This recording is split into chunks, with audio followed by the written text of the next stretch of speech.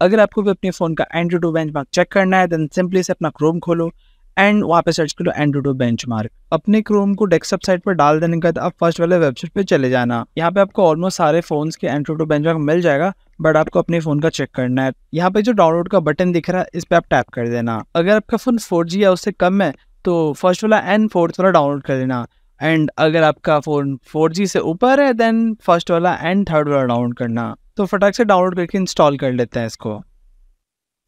Install होने के बाद एंट्री बेंचमार्क वाला जो ऐप होगा उसको ओपन करना, सेकंड वाले को आप रहने ही देना। एंड जैसे ही आपका ऐप ओपन हो जाता है आप टेस्ट नाउ पे टैप कर देना।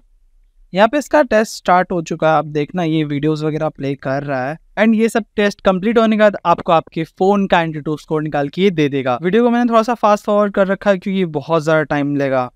जब तक ये हो रहा है तब तक आप चैनल को सब्सक्राइब कर लेना, क्योंकि इस चैनल को अभी सब्सक्राइब की बहुत ज़रूरत है। आपकी एक सब्सक्राइब से बहुत हेल्प मिल सकता है। अब आपका ऑलमोस्ट आपके फ़ोन का टेस्ट कंप्लीट हो चुका है। मैंने काफ़ी सारे पार्ट स्किप करे क्योंकि ये बहुत ज़्यादा टाइम ले रहा था। ऑलमोस्ट मेरे को 20 मिनट लग गया इसको ओपन करते हुए।